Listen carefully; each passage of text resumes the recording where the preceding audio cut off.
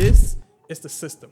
This is the system that we use to generate north of $3 million in DTC sale for brands, right? And it goes even further than this.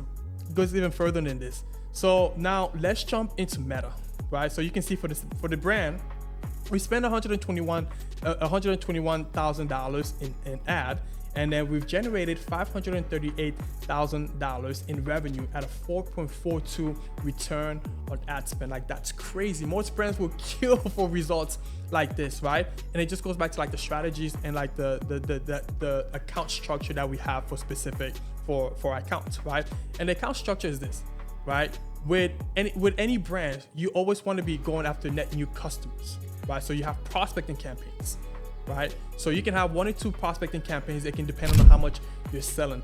1 to 2 prospecting campaign. If you have just 1 prospecting campaign, 2 audience, 1 broad and with an interest audience that is, tailored to the people who would have the most interest in buying like your products. For example, if you run a fashion company, right, or an apparel brand, right, you have like t-shirts, you have like shorts, you have like joggers, you have pants, or you mean like a shoe, socks, like whatever, right? So you can have a prospecting campaign targeting just broad United States.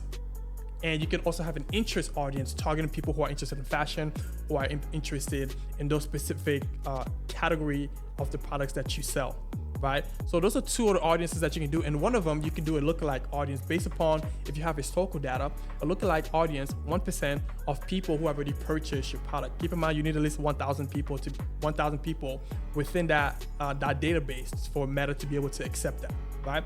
So I'm just showing you again the structure of how we build ad accounts. But as you can see, we do have multiple campaigns for these brands that we've tested across like different seasons, right? You have different seasons, and so for those different seasons, you want to have specific campaigns that you run for those seasons. Like like you have like Black Friday, Cyber Monday that do come up. You have like Christmas sales that also do come up. You have like Valentine's, right? So with all these holidays, right, you want to make sure you can have different campaigns to promote your product with a sale, right? And so that's what a lot of what these different campaigns are, right? And so that's really what generates like the 4.42 return on ad spend